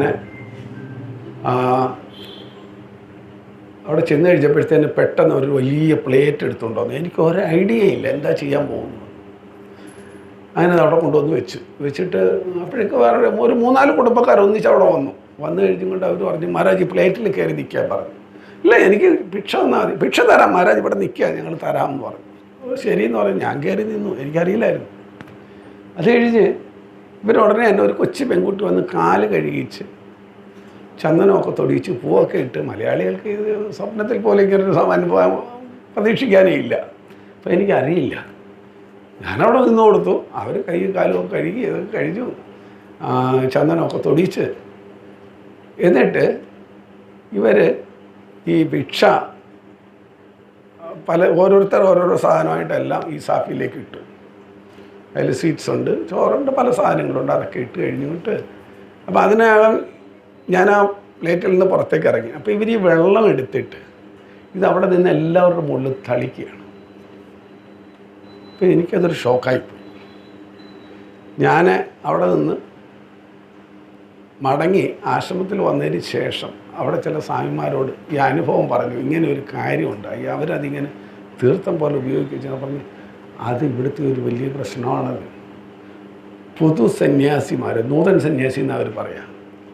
അതായത് സന്യാസം കഴിഞ്ഞ് ഉടനെ ഭിക്ഷയ്ക്ക് വരുന്ന സന്യാസിയുടെ കാല് കഴുകിയെടുക്കുന്ന തീർത്ഥം അമൃത തുല്യം എന്നാണ് അവർ പറയുന്നത്. അത്രയും പവിത്രത അവരതിന് കൊടുക്കാറുണ്ട്. അത് നമ്മൾ അറിഞ്ഞുകൊണ്ട് പോയി നിന്ന് കൊടുക്കരുത്. കാരണം ഇതെല്ലാം നമ്മുടെ ആധ്യാത്മിക സാധനയെ ബാധിക്കുന്ന കാര്യങ്ങളാണ്. എന്ന് പറഞ്ഞു കഴിഞ്ഞാൽ നമ്മൾ ചെയ്യുന്ന സാധന പങ്കിടേണ്ടി വരുന്ന അർത്ഥം. മനസ്സിലായില്ലേ? അപ്പോൾ ഒരു ഗുരുവിൽ നിന്ന് മന്ത്രദീക്ഷ സ്വീകരിക്കുമ്പോൾ നമ്മൾ ആർജിച്ചിരിക്കുന്ന പുണ്യപാപകർമ്മങ്ങളെല്ലാം, പുണ്യം മാത്രമല്ല, പുണ്യപാപകർമ്മങ്ങളെല്ലാം തന്നെ ഗുരു സ്വീകരിച്ചുകൊണ്ട് നമ്മളെ സംശുദ്ധമാക്കി സ്ഫുടം ചെയ്ത് എടുക്കുകയാണ് ചെയ്യുന്നത്. അപ്പം അതിനു മുമ്പ് നമ്മൾ ചെയ്ത ഒരു കാര്യത്തിൽ നമുക്കൊരു ഉത്തരവാദിത്വം ഇല്ല. അത് ഗുരുവിലെ ദീക്ഷിതമാണ്. പ്രഭു മഹാരാജ്, ശാരദാദേവിയുടെ ശിഷ്യനായിരുന്ന വീരേശ്വരാനന്ദ സ്വാമികൾ, എല്ലാവരും സ്നേഹത്തോടെ വിളിക്കുന്ന പ്രഭു മഹാരാജ് എന്നാണ്. എൻ്റെ മന്ത്രദീക്ഷ ഗുരുവും കൂടിയാണ് പ്രഭു മഹാരാജ്. അദ്ദേഹം അവസാന കാലഘട്ടമായപ്പോൾ ഈ പ്രഭു മഹാരാജിനുള്ള ഒരു പ്രത്യേകത, അദ്ദേഹവുമായിട്ട് ബന്ധപ്പെട്ടവരൊക്കെ തന്നെ അദ്ദേഹത്തെ ഒരിക്കലും മറക്കില്ല, ജീവിതത്തിൽ ഒരിക്കലും മറക്കില്ല. അദ്ദേഹത്തിൻ്റെ ശബ്ദം കേട്ടിട്ടുള്ളവർ ആ ശബ്ദം ഒരിക്കലും മറക്കില്ല. ഒരു തമാശ പറയും. ഒരിക്കൽ ഒരാൾ ബേലുമഠത്തിൽ ചെന്നിട്ട് പറഞ്ഞു, ഞങ്ങൾക്ക് ഞാനിവിടെ വന്ന് ഇവിടുത്തെ വലിയ സ്വാമിയെ കാണാനാണ്. അപ്പോൾ അവിടെ ഇരുന്ന ഒരു സ്വാമി പറഞ്ഞു, ദേണ്ട 2-3 പേര് പോകുമ്പോൾ അതിൻ്റെ നടുക്കൊരു കൊച്ചു സ്വാമി പോകുന്നില്ലേ, ആ സ്വാമിയാണ് ഇവിടുത്തെ വലിയ സ്വാമി. കാരണം പ്രഭു മഹാരാജ് അത്രയും ഹൈറ്റേ ഉള്ളൂ, വളരെ ചെറിയ ഹൈറ്റേ ഉള്ളൂ. അപ്പോൾ ഈ പ്രഭു മഹാരാജ് മരണശീലായി സമാധി അവസ്ഥയൊക്കെ ആയി കഴിഞ്ഞിരിക്കുന്നു. ആ സമയത്ത് ഭരത് മഹാരാജ് എന്ന് പറയും, അദ്ദേഹത്തിനേക്കാൾ 1 വർഷം സീനിയറാണ്. ഭരത് മഹാരാജ് പ്രഭു മഹാരാജിനോട് പറഞ്ഞു, സ്വാമി, you keep your eye on your devotees. They are all eagerly waiting to hear your sound again. പറഞ്ഞത്, നിങ്ങളുടെ കണ്ണ് ചോദിച്ചാൽ ശ്രദ്ധ, കാഴ്ച ഭക്തന്മാരിലേക്ക് വയ്ക്കാൻ.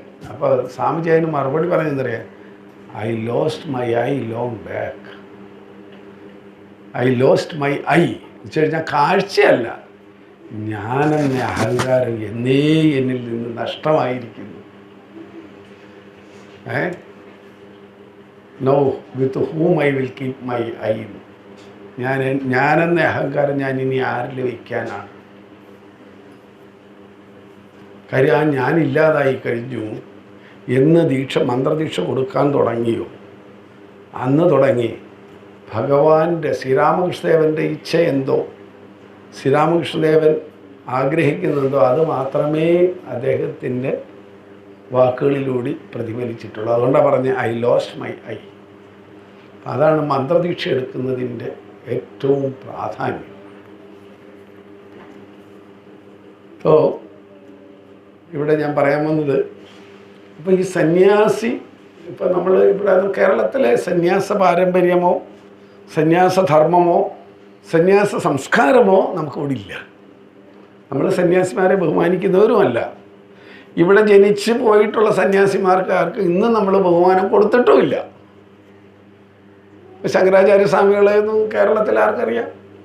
എത്ര പേർക്കറിയാം ശങ്കരാചാര്യ ഇവിടെ ജനിച്ചു എന്ന്? അതിൽ അപ്പുറത്തേക്ക് ആർക്കൊന്നും അറിയില്ല.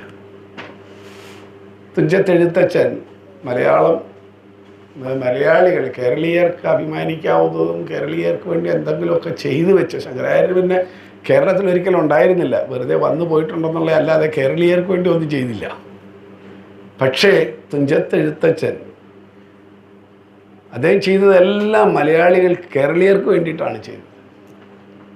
പക്ഷെ അദ്ദേഹത്തിൻ്റെ പ്രതിമ ഇന്ന് അദ്ദേഹത്തിൻ്റെ ജന്മസ്ഥലത്ത് സ്ഥാപിക്കാൻ ഇച്ഛാശക്തിയില്ലാത്ത ഒരു ഭരണവർഗം ആണ് ഇവിടെ മാറി മാറി വന്നിട്ടുള്ളത്. ഞാൻ ഒരു രാഷ്ട്രീയ പാർട്ടിയല്ല പറയുന്നത്, എല്ലാ രാഷ്ട്രീയ പാർട്ടികളും, ഭരണപക്ഷവും പ്രതിപക്ഷവും ഇനി മൂന്നാം പക്ഷം ഉണ്ടെങ്കിൽ അവരുൾപ്പെടെ അത് ചെയ്യാനുള്ള ഇച്ഛാശക്തി ഇല്ല, മലയാളികൾക്കും ഇല്ല.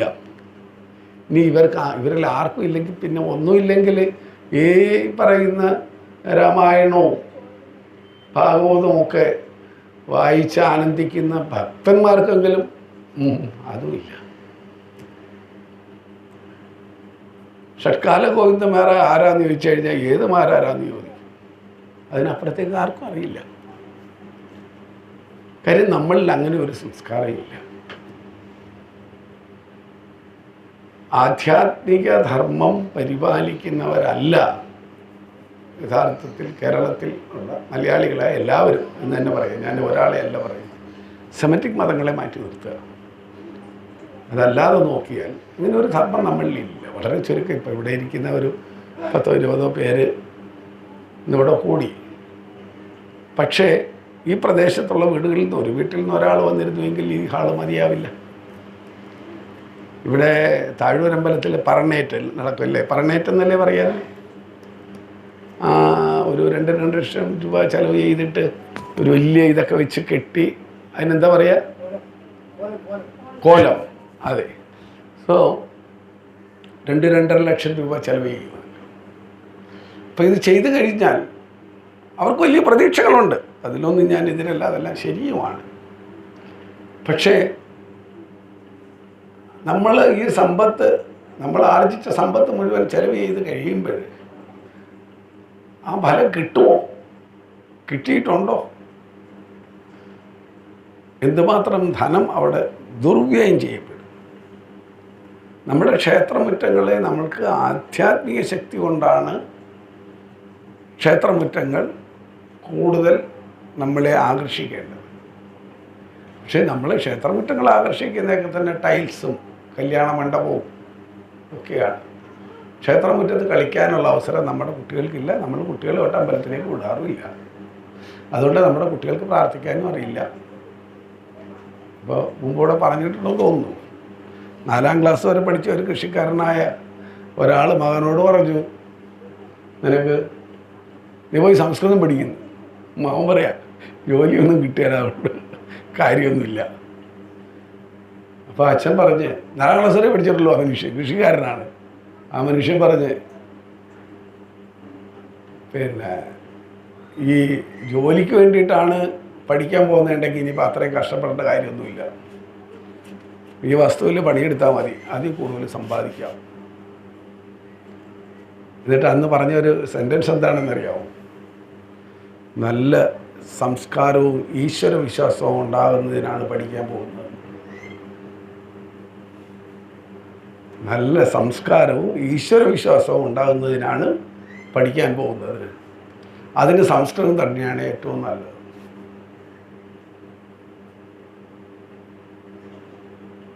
പക്ഷെ ഇന്ന് നമ്മൾ നമ്മുടെ കുട്ടികൾക്ക് പറഞ്ഞു കൊടുക്കുന്നതോ, അതേ അച്ഛൻ്റെ മക്കൾ അവരുടെ മക്കൾ വന്നപ്പം ആ അച്ഛൻ്റെ മകൾ പറയുകയാണ്, ചേച്ചിയുടെ മക്കൾ രണ്ടുപേര് എൻജിനീയറിങ്ങിനാണ് പഠിക്കുന്നത്, ഇവിടെയുണ്ട് രണ്ടെണ്ണം, പഠിക്കാൻ ഒരു താല്പര്യമില്ല. ഓ, ഇത് എൻജിനീയറിങ്ങിനെങ്കിലും വിട്ടില്ലെങ്കിൽ മോശമല്ലേന്ന്.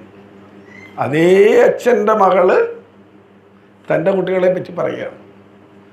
അച്ഛൻ പറഞ്ഞു, അതായത് ഈ കുട്ടികളുടെ അപ്പൂപ്പൻ പറഞ്ഞു, പഠിക്കാൻ പോകുന്നത് നല്ല സംസ്കാരവും ഈശ്വരവിശ്വാസവും ഉണ്ടാകാനാണ്.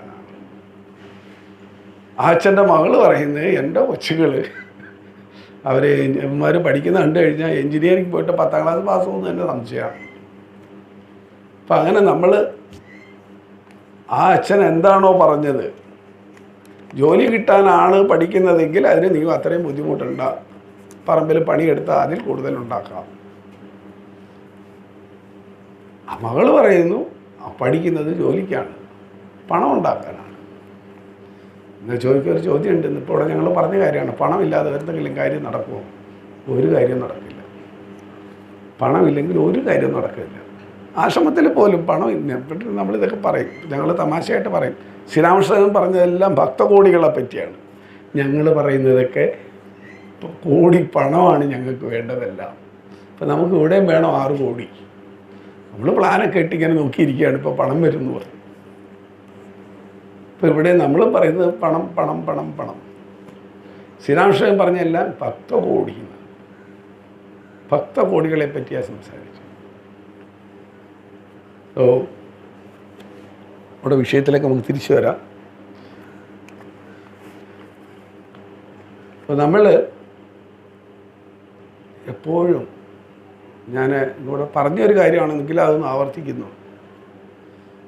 ഇപ്പം ഇതിൽ പലരും കേട്ട ഒരു സംഭവമാണ്, പണം ഇല്ലാതെ ഒരു കാര്യവും നടക്കില്ല. പക്ഷേ പണം കൊണ്ട് എല്ലാ കാര്യവും നടത്താമോ എന്ന് ചോദിച്ചാൽ ഇല്ല, പറ്റില്ല. പണം കൊണ്ടെല്ലാം നടക്കുകയില്ല. പണമില്ലെങ്കിൽ ഒന്നും നടക്കുകയില്ല.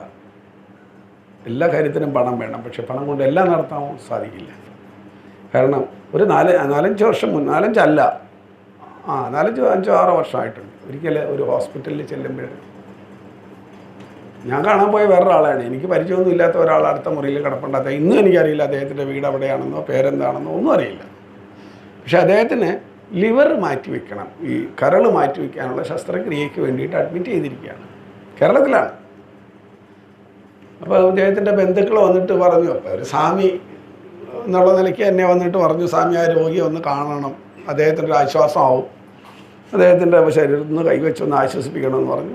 നമുക്ക് ബുദ്ധിമുട്ടുള്ള കാര്യമൊന്നുമല്ല പറഞ്ഞു. പോയി അവിടെ ചെന്ന് ശരീരത്തിൽ നിന്ന് കൈവച്ച് ഒന്ന് ആശ്വസിപ്പിക്കേണ്ടിയൊന്നും വന്നില്ല. എങ്കിലും അവിടെ ചെന്ന് മുറിക്കകത്തോട്ട് കയറി അവർ സംസാരിച്ചുകൊണ്ടിരിക്കെ അവിടെ ഓപ്പറേഷൻ ചെയ്യേണ്ട ഡോക്ടറും അദ്ദേഹത്തിൻ്റെ അസിസ്റ്റൻ്റ് ഒരു നേഴ്സും കൂടെ മുറിയിലേക്ക് കയറി വന്നു. അവിടെ നിന്നവരോടെല്ലാം പുറത്തു പോകാൻ പറഞ്ഞു. അപ്പോൾ അവരെല്ലാവരും പുറത്തു പോയി. ഞാൻ പോയതുമില്ല, അവിടെ തന്നെ നിന്നു. അപ്പം ഈ ഡോക്ടർ പരിശോധനയൊക്കെ കഴിഞ്ഞ് കഴിഞ്ഞപ്പോൾ ഈ മനുഷ്യൻ, അത് ആ സമയത്ത് അദ്ദേഹത്തിൻ്റെ മുഖവും വിശേഷിച്ചും കണ്ണുകളൊന്ന് കാണണം. ആ ഈ 2 കൈയും കൂടി ഡോക്ടർ 2 കൈ ഇങ്ങനെ കൂട്ടിപ്പിടിക്കുവാണ്. എന്നിട്ട് പറയുക, ഡോക്ടർ, ഞാൻ പണം എത്ര വേണേലും തരാം, എൻ്റെ ജീവൻ രക്ഷിക്കണം. ആ അദ്ദേഹത്തിൻ്റെ ജീവനോടുള്ള ഒരു ആർത്തി, അത് അവിടെ ആ രംഗം കാണുന്ന ഒരാളിന് മാത്രമേ മനസ്സിലാവുള്ളൂ. എൻ്റെ വാക്കുകളിലൂടെ എനിക്കത് പ്രകടിപ്പിക്കാൻ പറ്റില്ല. അത്ര ആർത്തിയോടെയാണ് ഈ മനുഷ്യൻ പറയുക, എൻ്റെ ജീവൻ രക്ഷിക്കണം. ഡോക്ടറുടെ മറുപടി, ഞാൻ എൻ്റെ പരമാവധി ശ്രമിക്കാം, നിങ്ങൾ ഈശ്വരനോട് പ്രാർത്ഥിക്കുക. പറഞ്ഞ ഇതാണ്, നിങ്ങൾ ഈശ്വരനോട് പ്രാർത്ഥിക്കുക. ഞാൻ പരമാവധി ശ്രമിക്കാം, പക്ഷെ അതിന് ഗ്യാരണ്ടി ഒന്നുമില്ല. ഗ്യാരണ്ടി ഈശ്വരനിലേ ഉള്ളൂ.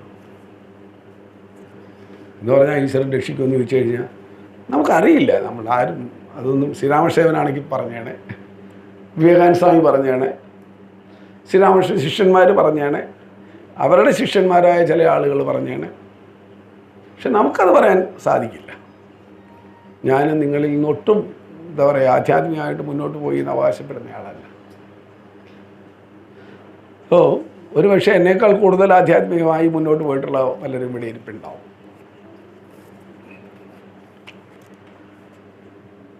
വേലയെല്ലാം ചെയ്യുക, പക്ഷെ മനസ്സ് ഈശ്വരനിൽ വയ്ക്കുക. ഭാര്യ, പുത്രൻ, അച്ഛൻ, അമ്മ സർവരോടുമൊത്ത് വസിക്കുക. ആരും വീട് വിട്ടു പോകണ്ട. ഒരാളും ഭാര്യയും കുട്ടികളെയും ഉപേക്ഷിച്ചിട്ട് പോയി സന്യാസം എടുക്കേണ്ട ഒരു കാര്യവുമില്ല. പലരും അങ്ങനെ പോയിട്ടുണ്ട്. അതിൻ്റെ ഒന്നും ആവശ്യമില്ല. പിന്നോ അവർക്ക് സേവ ചെയ്യുക. കുട്ടികളെ ശാസിക്കുന്നതിന് പകരം അവർക്ക് സേവ ചെയ്യുക. എന്താ ചോദിക്കുക, ശാസിക്കേണ്ടതെന്ന്? തീർച്ചയായിട്ടും ശാസിക്കണം. ഇപ്പോൾ ഈ അടുത്ത ദിവസങ്ങളിൽ നമ്മൾ അറിയുന്നത് തന്നെ, കേരളത്തിലെങ്ങാണ്ട് ഏതോ ഒരു സ്കൂളിൽ ഒരു കുട്ടി ഹെഡ് മാസ്റ്ററെ ചലഞ്ച് ചെയ്യുന്നു, സ്വന്തം അച്ഛനെയും അമ്മയും ചലഞ്ച് ചെയ്യുന്നു. അതിന് ആ ചലഞ്ചിങ് സ്വഭാവത്തെ ഇവിടുത്തെ മന്ത്രി സപ്പോർട്ട് ചെയ്യുന്നു. സോ അവിടെയാണ് ശ്രീരാമകൃഷ്ണൻ്റെ ഈ ഉപദേശത്തിൻ്റെ ഏറ്റവും വലിയ പ്രസക്തി. സേവ ചെയ്യുക, സ്വന്തം ആളുകളെന്ന പോലെ എല്ലാവരോടും പെരുമാറുക, എന്നാൽ അവർ നിൻ്റെ ആരുമല്ലെന്ന് ഉള്ളിൽ അറിയുകയും ചെയ്യുക. കൂടെയല്ല ജനിക്കുന്ന നേരത്തും കൂടെയല്ല മരിക്കുന്ന നേരത്തും മധ്യേ ഇങ്ങനെ കാണുന്ന നേരത്ത്, അല്ലേ? അതിനുവേണ്ടി മത്സരിക്കുന്നത് എന്തിനു നാം വൃഥ എന്നാണ് പൂന്താനം പറഞ്ഞത്. ഈ ജ്ഞാനപ്പാന വിമലാനന്ദ സ്വാമി എന്നൊരു സ്വാമിജി ഉണ്ടായിരുന്നു രാമകൃഷ്ണ മിഷനിൽ. മഹാപുരുഷ ശിവാനന്ദ സ്വാമിയുടെ ശിഷ്യനായിരുന്നു. അദ്ദേഹം പറയും, ഈ വേദാന്തം മുഴുവൻ പഠിക്കുന്നതിന് പകരം ജ്ഞാനപ്പാന മാത്രം പഠിച്ചാൽ മതി, ഒരു ഉപനിഷത്തും പഠിക്കാൻ പോകണ്ട. ഭാഗവതം മുഴുവനും കേൾക്കണ്ട, ജ്ഞാനപ്പാന മാത്രം മതി. കാര്യം ഭജനാമത്തിൽ പറയുന്ന കാര്യങ്ങൾ മുഴുവൻ ആ ജ്ഞാനപ്പാനയിലുണ്ട്. കൂടെയല്ല ജനിക്കുന്ന നേരത്തും രണ്ടു നാളോ ദിനം കൊണ്ടൊരുത്തനെ തണ്ടിലേറ്റി നടത്തുന്നതും ഭവാൻ, മാളിക മുകളേറിയ മന്നൻ്റെ തോളിൽ മാറാപ്പു കയറ്റുന്നതും ഭവാൻ. ഒരു നിമിഷ നേരം കൊണ്ടാണ്. കണ്ടങ്ങിരിക്കും ജനത്തിനെ കണ്ടില്ലെന്നോ വരുത്തുന്നതും ഭവാൻ. ഇതിനൊന്നും ആർക്കും നമുക്ക് ഒരു ശാസ്ത്രത്തിന് ഇതിന് ഉത്തരം തരാൻ സാധിക്കില്ല. അവിടെയാണ് വിവേകാനന്ദ സ്വാമി പറഞ്ഞത്. രംഗനാഥൻ സ്വാമി അത് ആവർത്തിച്ചിട്ടുണ്ട്. Where the science will end, there the religion will start. എവിടെയാണോ നിങ്ങളുടെ ആധുനിക ശാസ്ത്രം അവസാനിക്കുന്നത്, അവിടെ മാത്രമേ മതം എന്ന് വിവേകാനന്ദ സ്വാമി പറഞ്ഞുവെങ്കിലും ആധ്യാത്മികത അവിടെയാണ് ആരംഭിക്കുന്നത്. സ്മരണാനന്ദ സ്വാമി മിഷൻ്റെ പ്രസിഡൻ്റായിരുന്നു. ഈ അടുത്ത കാലത്ത് സമാധിയായി. അദ്ദേഹം ഒരിക്കൽ ഇവിടെ നമ്മുടെ കേരളത്തിൽ ഇവിടെ വന്നിരുന്നു, പറമ്പിക്കുളത്ത്. ഞാനാണ് അദ്ദേഹത്തെ കൊണ്ടുപോയത്. അപ്പോൾ അവിടെ പറമ്പിക്കുളത്ത് ഗസ്റ്റ് ഹൗസിൻ്റെ മുമ്പിൽ നിന്ന് സംസാരിച്ചുകൊണ്ടിരിക്കുമ്പോൾ സ്വാമിജി പറഞ്ഞ ഒരു സംഭവമുണ്ട്. അതായത് സ്വാമിജി ബ്രഹ്മചാരിയായിരിക്കുമ്പോൾ ബോംബെയിൽ വെച്ചിട്ട് അവിടെ ഒരു സയൻസ് കോൺഫറൻസ് നടത്തി, ഒരു ഇൻ്റർനാഷണൽ സയൻസ് കോൺഫറൻസ്. അപ്പോൾ ഇവർക്ക് അന്ന് ഇവരുടെ ഒരു ഗൂഢ ഉദ്ദേശം ഉണ്ടായിരുന്നു. അവർ രംഗനാഥൻ സ്വാമി അവിടെ ഇൻവൈറ്റ് ചെയ്തു. എന്നിട്ട് അവിടെ വെച്ചിട്ട് സ്വാമിജിയോട് ഇവർ കുറേ ഈ ശാസ്ത്രത്തിൻ്റെ അടിസ്ഥാനത്തിൽ കുറേ ചോദ്യങ്ങൾ ചോദിച്ചു. സ്വാമിക്ക് ഒന്നിനും ഉത്തരമില്ല, ഒന്നിനും ഉത്തരം പറയാൻ പറ്റില്ല. What your religion says. അപ്പോൾ അവർ ഓരോ വസ്തു എടുത്ത് വയ്ക്കുക, എന്നിട്ട് ഇതിങ്ങനെയാണ്, ഇതിൽ ഇന്ന കണ്ടൻറ്റാണുള്ളത്, ഇതിങ്ങനെയൊക്കെ ഉള്ളതാണ്, അല്ലാതെ നിങ്ങൾ ഈ പറയുന്ന പോലുള്ള ആധ്യാത്മികതയൊന്നും ഇതിലില്ല എന്നൊക്കെ പറഞ്ഞു. So what your religion says. Swamiji പറഞ്ഞു, ഐ ഹാവ് നോ ആൻസർ. അതിനെനിക്ക് ഒന്നും മറുപടി പറയാനില്ല എന്ന് പറഞ്ഞു. അങ്ങനെ ഒരു 4-5 ചോദ്യം കഴിഞ്ഞപ്പോൾ സ്വാമി ചോദിച്ചു, ഞാനൊരു ചോദ്യം ചോദിച്ചോട്ടെ എന്ന് ചോദിച്ചോളാൻ പറഞ്ഞു. ഇപ്പോൾ എല്ലാവരും 6-7 സയൻറ്റിസ്റ്റുകൾ ഇരിപ്പുണ്ട്. അവിടെ വെച്ചിട്ട് സ്വാമി ചോദിച്ച ഒരു ചോദ്യം അവരോട് ചോദിച്ചു, ഇന്ന് ലോകം നേരിടുന്ന ഏറ്റവും വലിയ പ്രശ്നമാണ്, ഒരു വിധത്തിലും പരിഹാരം കാണാൻ കഴിയാതെ കഷ്ടപ്പെടുന്ന ഒരു വിഷയമാണ് കുടിവെള്ളം. ഇന്ന് കടൽ വെള്ളം കുടിവെള്ളമാക്കാമോ എന്ന് ശ്രമിക്കുന്ന ഒരു കാലഘട്ടത്തിലാണ് നമ്മൾ ജീവിക്കുന്നത്. 60ന് മുമ്പാണ് ഈ സംഭവം നടക്കുന്നത്. 57, 58 ആ സമയത്ത് എപ്പോഴും ആണത്. അപ്പോൾ ഇന്ന് കടൽ വെള്ളം എങ്ങനെ ശുദ്ധീകരിച്ച് കുടിവെള്ളമാക്കാം എന്ന് വരെ പരീക്ഷണങ്ങൾ നടത്തിക്കൊണ്ടിരിക്കുന്ന ഒരു സമയമാണ്. നിങ്ങൾ പറയുന്നുണ്ടല്ലോ ജലം എന്നത് 2 ഭാഗം ഹൈഡ്രജനും 1 ഭാഗം ഓക്സിജനുമാണ് എന്ന്. അത് ശാസ്ത്രം പറഞ്ഞത് ശരി തന്നെയാണ്, ഞാനും അംഗീകരിച്ചു. എങ്കിൽ ഇന്ന് നമുക്ക് ഇവിടെ ഓക്സിജൻ ഉൽപ്പാദിപ്പിക്കാൻ കഴിയുന്ന ഇൻഡസ്ട്രീസ് തുടങ്ങാൻ പറ്റും, ഹൈഡ്രജൻ ഉൽപ്പാദിപ്പിക്കുന്ന ഇൻഡസ്ട്രീസ് തുടങ്ങാൻ പറ്റും. കാരണം ഹൈഡ്രജനും ഓക്സിജനും വാതകമായിട്ട് ഇന്ന് ഉൽപ്പാദിപ്പിക്കുന്നുണ്ടല്ലോ.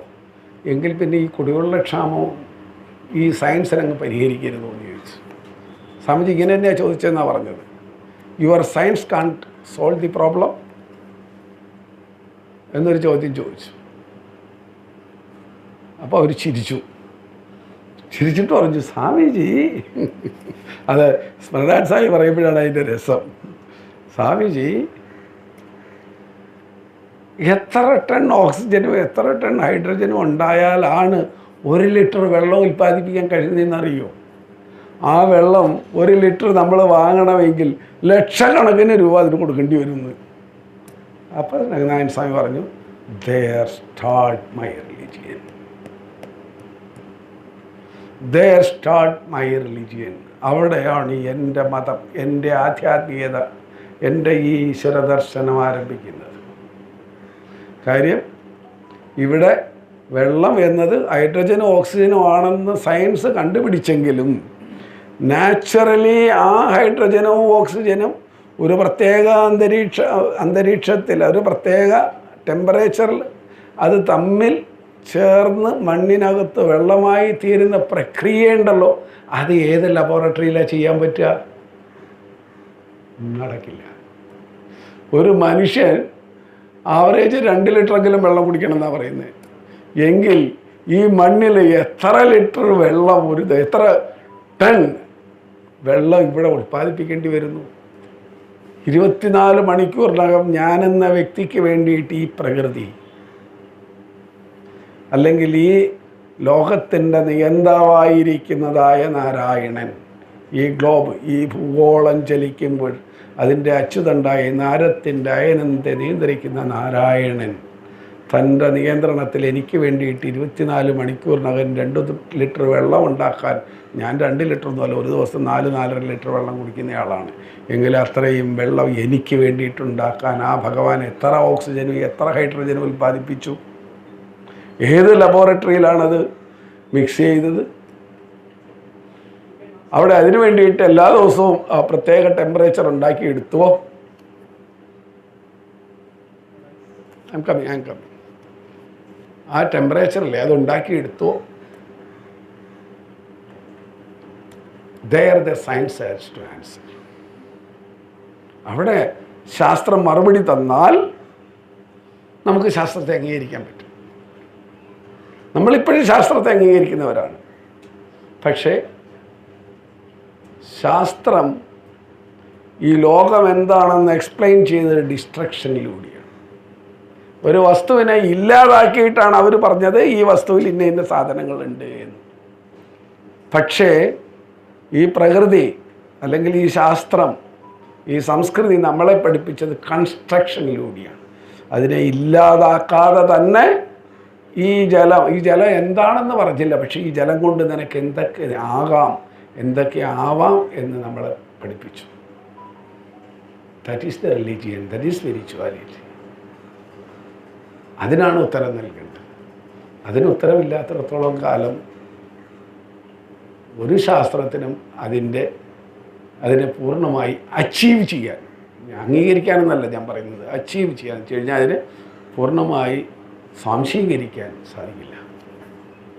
എവിടേക്കോ എന്തൊക്കെയൊക്കെ പറഞ്ഞു വെക്കുന്നുണ്ട്. നമ്മളാരും ശാസ്ത്രത്തെ നിഷേധിക്കുന്നവരാണ്. എനിവേ നമ്മൾ ഒരുപാട് കാട് കയറിപ്പോയി, സമയം തീരാറായി. വലിയ ആളുകളുടെ വീട്ടിലെ വേലക്കാരി അത്ര നിസ്സാരമായ ഒരു ഉദാഹരണമാണ് നിത്യജീവിതത്തിൽ. ശ്രീരാമകൃഷ്ണൻ്റെ എല്ലാ ഉദാഹരണങ്ങൾക്കുള്ള ഒരു പ്രത്യേകത, ദൈനംദിനം നമ്മുടെ കൺമുന്നിൽ നടക്കുന്ന സംഭവങ്ങൾ ആണ് ശ്രീരാമകൃഷ്ണൻ ഉദാഹരണമാക്കിയിരിക്കുന്നത്. അപ്പം എത്രമാത്രം അതിനെ ഒബ്സർവ് ചെയ്തു എന്ന് നോക്കണം. ശ്രീരാമകൃഷ്ണൻ എത്രമാത്രം അതിനെ ഒബ്സർവ് ചെയ്തു എന്നുള്ളത് നോക്കണം. അതിനൊരു PhD വേണ്ട. ശ്രീരാമകൃഷ്ണൻ PhD ഒന്നും എടുത്തില്ലല്ലോ. MBA ഇന്നിപ്പം ബിസിനസ് നടത്താൻ MBA പഠിപ്പിക്കും അല്ലേ? എന്നിട്ട് അവർ പഠിപ്പിക്കുന്ന വിഷയം എവിടെ നിന്ന് കിട്ടിയതാണ്? തമിഴ്നാട്ടിലെ ഒരു സ്ത്രീ ഒരു പശുവിനെ വളർത്തുന്നുണ്ട്. അതുകൊണ്ട് അവർ വിധവയാണ്, ഒരു കുട്ടിയുണ്ട് അവർക്ക്. അവരെന്ത് ചെയ്തു? ഒരു പശുവിനെ വാങ്ങി കിട്ടി. എന്നിട്ട് അടുത്ത ക്ഷേത്രത്തിൻ്റെ അടുത്തായിട്ടാണ് ഈ പശുവിനെ കൊണ്ട് കിട്ടിയത്. എന്നിട്ട് ഇവരെന്ത് ചെയ്തു കഴിഞ്ഞാൽ എല്ലാ ദിവസവും വെളുപ്പിൽ പോയി പുല്ലറുത്തുകൊണ്ട് വരും. എന്നിട്ട് ഈ പുല്ല് കൊണ്ടുവന്ന് ഓരോ പിടി വീതം കെട്ടി അമ്പലത്തിൻ്റെ മുമ്പിൽ വെച്ചിട്ടുണ്ട്. പശുവിനെ അപ്പുറത്ത് കെട്ടിയിട്ടുണ്ട്. അമ്പലത്തിൽ പോയി വരുന്നവരെല്ലാം 50 പൈസ കൊടുത്ത് ഈ പുല്ല് വാങ്ങും. എന്നിട്ടത് ആ പശുവിന് കൊടുക്കും.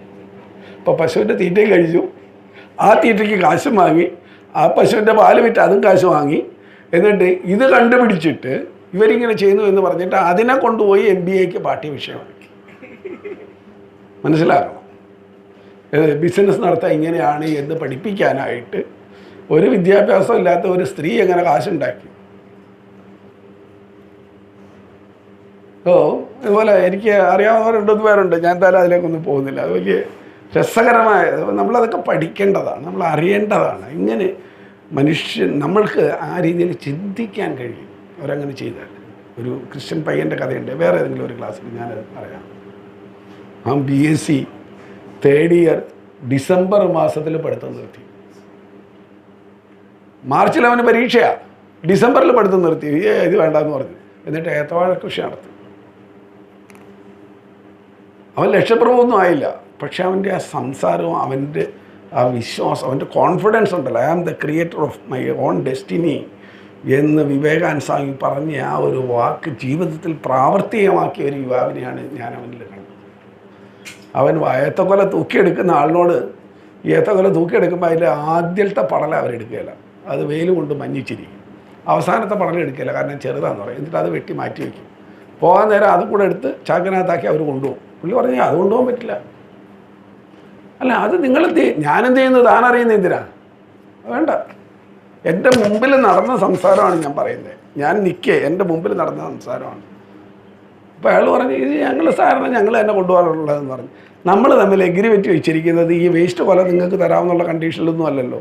നിങ്ങൾ തൂക്കിയെടുത്തതിന് കിലോയ്ക്ക് എനിക്ക് നിങ്ങൾ തരാൻ പോകുന്ന 16 രൂപയാണ്. അത്രയേ ഉള്ളൂ വില. ഏത്തക്കൊലയ്ക്ക് ആ 16 രൂപ കണക്കാക്കി ഇപ്പം കയറ്റിയ 4.25 ടണ്ണിൻ്റെ പൈസ വെച്ചിട്ട് താൻ വണ്ടി എടുത്തുകൊണ്ട് പോകും. ബാക്കി ഇവിടെ തനിക്ക് വേണ്ട എന്ന് പറഞ്ഞ് തൂക്കാതെ ഇട്ടിരിക്കുന്ന സാധനങ്ങളുടെയൊക്കെ അവകാശം ഞാനാണ്, താനല്ല. അതുകൊണ്ട് അതവിടെ കിടന്നോട്ടെ. ഇപ്പോൾ പറഞ്ഞു, നിങ്ങൾക്കിത് വേസ്റ്റല്ലേ? അപ്പോൾ പറഞ്ഞു, ഇതെങ്ങനെ വേസ്റ്റാവുമെന്ന്. അതേ, ഈ കൊലയെ ഞാൻ ഈ വാഴ നട്ട് അവിടെ വെച്ചാൽ ഇതിൽ കൊല വരില്ല. പണിക്കാരൻ പണിയെടുത്തു എന്ന് പറഞ്ഞുകൊണ്ട് മാത്രം കൊല വരില്ല. അവൻ പറഞ്ഞ ഭാഷയെ ഞാൻ പറഞ്ഞു, ഈ ചന്തികീരിയെ നിക്കറും ഇട്ട് സൈക്കിൾ ടയറിനകത്ത് ഒരു കമ്പും വളച്ച് വെച്ചിട്ട് ഇത് അടിച്ചുകൊണ്ട് ഈ തോട്ടത്തിൻ്റെ 4 വശം കുറേ പിള്ളേർ ഓടിയിട്ടുണ്ട്. അവർ ഈ വാഴക്കൊല കണ്ടുമ്പോൾ അവരിങ്ങനെ സ്വപ്നം കാണും. അവൻ്റെ ഭാവന പോയി നോക്കണം. അയാൾ പറഞ്ഞ വാക്കുകൾ ഞാൻ അങ്ങനെ തന്നെ പറയുകയാണ്. അവർ സ്വപ്നം കാണും. ആ സ്വപ്നത്തിൻ്റെ പൂർത്തീകരണമാണ് ഈ കൊല. അതുകൊണ്ട് ഈ കായ ആ പിള്ളേർ തിന്നും. ഇല്ലെങ്കിൽ ഞാൻ വെട്ടി അറിഞ്ഞ് അടുത്ത വാഴയ്ക്ക് വളമാക്കും. എന്നിട്ട് ആ കൊല വിളയുമ്പോൾ തന്നെ ഞാൻ വിളിക്കാം, അന്ന് തനിക്ക് തരാം തൂക്കിയെടുക്കാനെന്ന്. അല്ലാതെ ഇത് താൻ കൊണ്ടുപോയി താനും തൻ്റെ പിള്ളേരും തിന്നേണ്ട വസ്തുവല്ല. ഇത് ഇവിടെ പണിയെടുത്തവർ തിന്നേണ്ട വസ്തുവാണ്. ഇത് കണ്ടുപോയി ഈ കോളനിയിൽ താമസിക്കുന്ന പിള്ളേർ തിന്നേണ്ട വസ്തുവാണ്. ഇത് താൻ കൊണ്ടുപോകണ്ടെന്ന് പറഞ്ഞു. ഒരു 2-2.5 കിൻഡൽ വരും. കൊടുത്തില്ല. എന്നിട്ട് ഞാൻ ഒരു സ്ഥലത്ത് പോകുമായിരുന്നു. പോയിട്ട് തിരിച്ചു വരുമ്പം കൈ കാണിച്ച് ഞാൻ വണ്ടി നിർത്തി. അപ്പോൾ ഒരു ചാക്ക് എൻ്റെ മോട്ടോർ സൈക്കിളിൻ്റെ പുറകിലെടുത്ത് കെട്ടി വെച്ചിട്ട് പറയും, സ്വാമിജി ഹോസ്റ്റലിൽ കൊണ്ടുപോയി ചിപ്സ് ഉണ്ടാക്കി പിള്ളേർക്ക് കൊടുക്കുന്നു. അങ്ങനെയുള്ള യുവാക്കളെയാണ് നമുക്ക് വേണ്ടത്. അങ്ങനെയുള്ള യുവാവിനെയാണ് MBAയിലൂടെ വാർത്തെടുക്കേണ്ടത്, അല്ല കച്ചവടം പഠിപ്പിക്കാനല്ല. അതാണ് നമുക്ക് നഷ്ടപ്പെട്ടു പോയത്, നമുക്കില്ലാതെ പോയ വിദ്യാഭ്യാസം. അതാണ് കാശുണ്ടാക്കാൻ പഠിപ്പിക്കുന്ന വിദ്യാഭ്യാസമാണ്. ജീവിത പ്രശ്നങ്ങളെ നേരിടാനുള്ള വിദ്യാഭ്യാസം ഇല്ല. അതുകൊണ്ട് അവൻ തൂക്കയറെടുക്കും, അല്ലെങ്കിൽ വേറെ എന്തെങ്കിലും രീതിയിൽ ആത്മഹത്യ ചെയ്യാൻ നോക്കും. എനിക്ക് ഇവരുടെ ഒന്നും ജീവിതത്തിൽ ഒരിക്കലും എനിക്ക് മറക്കാൻ പറ്റില്ല. അവരുടെ ആ ഒരു എന്താ പറയുക, അവരാണ് യഥാർത്ഥത്തിൽ ഒരു സോൾജർ ഓഫ് സ്വാമി വിവേകാനന്ദ എന്ന് പറയാം. അവൻ്റെ പ്രവൃത്തിയാണ് യഥാർത്ഥ ആധ്യാത്മികത. കാരണം അവൻ പറഞ്ഞതാണ്, ഈ ചന്തികീരിയെ നിക്കറും ഇട്ട് സൈക്കിൾ ടയറിനകത്ത് കമ്പം വളച്ച് കയറ്റി വെച്ചിട്ട് അതടിച്ചുകൊണ്ട് ഇതിൻ്റെ 4 വശം പോകുമ്പോൾ പിള്ളേർ സ്വപ്നം കാണും ഈ വാഴ കൊലയ്ക്കുന്നതിനെ പറ്റി. അവരുടെ സ്വപ്നമാണ് ഈ ഓരോ വാഴ കൊലയും. നമ്മൾ കാരണം ഒരു സാഹിത്യകാരന് പോലും ചിന്തിക്കാൻ പറ്റില്ല. ആലോചിച്ച് നോക്കുക. ആമ വെള്ളത്തിൽ ചുറ്റിത്തിരിയും, എന്നാൽ അതിൻ്റെ മനസ്സ് എവിടെയാണെന്നറിയാമോ? കരയ്ക്ക് അതിൻ്റെ മുട്ട കിടക്കുന്നിടത്ത്. ലോകത്തിലെ കൃത്യങ്ങളൊക്കെ ചെയ്യണം, എന്നാൽ മനസ്സ് ഈശ്വരനിൽ നിർത്തണം. ഈശ്വരനിൽ ഭക്തി നേടാതെ സംസാരത്തിൽ പ്രവേശിച്ചാൽ, ഇവിടെയാണ് നമ്മളൊക്കെ മക്കളെ കല്യാണം കഴിച്ച് അയക്കുമ്പോൾ ആദ്യം ചെയ്യേണ്ടത് എന്താണെന്നാണ് ശ്രീരാമകൃഷ്ണൻ പറയുന്നത്. ഈശ്വരനിൽ ഭക്തി നേടാതെ സംസാരത്തിൽ പ്രവേശിച്ചാൽ അതിൽ കൂടുതൽ ഒട്ടിപ്പോവും. അതിലെ ആപത്ത്, സങ്കടം, സന്താപം ഇവയ്ക്ക് അടിമപ്പെട്ടു പോകും. നമ്മുടെ വീട്ടിൽ നടക്കുന്ന സംഭവങ്ങളാണ് ഇതെല്ലാം. വിഷയചിന്ത ചെയ്യുന്തോറും അതിൽ ആസക്തി വർദ്ധിക്കും. അതുകൊണ്ട് കയ്യിൽ എണ്ണ പുരട്ടിയിട്ട് വേണം ചക്ക മുറിക്കാൻ, അല്ലാത്ത പക്ഷം മുളഞ്ഞ് കയ്യിലൊട്ടും. ആദ്യം ഈശ്വരഭക്തിയാകുന്ന എണ്ണ കയ്യിൽ പുരട്ടിയിട്ട് വേണം ലോകകാര്യങ്ങളിൽ കൈയിടാൻ. ഇതാണ് നമ്മൾ ഓരോ മാതാപിതാക്കളും ആദ്യം അറിയേണ്ട കാര്യം. ഈശ്വര നിഷേധിയാവട്ടെ, കുഴപ്പമില്ല, അതിൽ ഉറച്ചു നിൽക്കാൻ പറയുക. ഞാൻ കേട്ടിട്ടുള്ളതാണ്, എനിക്കറിയില്ല. ഒരു ഈശ്വര നിഷേധിയായ ഒരാളിനെ എനിക്കറിയാം, കേട്ടിട്ടേ ഉള്ളൂ. ഞാൻ അദ്ദേഹത്തെ കണ്ടില്ല. അദ്ദേഹത്തിൻ്റെ മകനാണ് എന്നോട് പറഞ്ഞത്. അദ്ദേഹത്തിന് 2 മക്കളുണ്ടായിരുന്നു. ഭാര്യ അങ്ങേയറ്റ ഈശ്വരഭക്തിയാണ്. അവരുടെ പ്രശ്നം എന്താണെന്നാൽ, രാവിലെ എഴുന്നേറ്റ് കുളി കഴിഞ്ഞ് പൂജ ചെയ്ത് ഭഗവാന്, അതായത് ഗുരുവായൂരപ്പന് അവലും ശർക്കരയും നിവേദിച്ചിട്ടല്ലാതെ അടുക്കളയിൽ കയറുകയില്ല. പക്ഷേ അച്ഛന് രാവിലെ 6 മണിയാകുമ്പോൾ തന്നെ ചായ കിട്ടണം.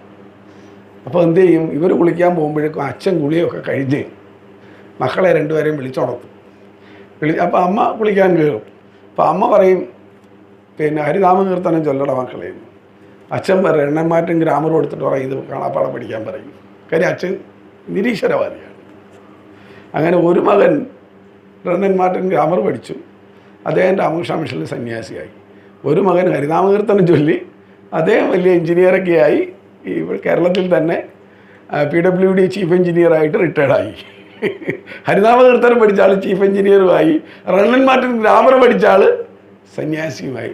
ഇന്ന് രാമകൃഷ്ണ മിഷൻ്റെ വൈസ് പ്രസിഡൻ്റായ ഭജനാനന്ദ സ്വാമി.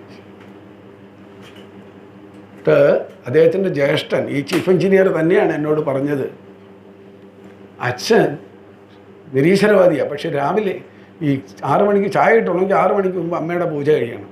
അപ്പോൾ എന്ത് ചെയ്യും? അമ്മ കുളിക്കാൻ കയറുമ്പോൾ അച്ഛൻ ഒരു പൂക്കൂടയും എടുത്ത് ഒരു ചെറിയ കോലും എടുത്ത് അന്നത്തെ ഒരു ടോർച്ചും എടുത്തുകൊണ്ട് ഇറങ്ങും. ഇതിൽ പോയി പൂ പറിക്കും. പറയണം, അച്ഛൻ പൂ പറിക്കുമ്പോൾ ഏറ്റവും മുകളിലിരിക്കുന്ന പൂ പറിക്കില്ല. നിരീശ്വരവാദിയാണ്, പക്ഷേ ഏറ്റവും മുകളിലെ പൂ പറിക്കില്ല, ഏറ്റവും താഴെയുള്ള പൂ പറിക്കില്ല. ഈ ടോർച്ച് അടിച്ച് നോക്കിയിട്ട് ചെടിക്ക് അകത്തുനിന്നുള്ള പൂവാണ് പറിച്ചെടുക്കുന്നത്.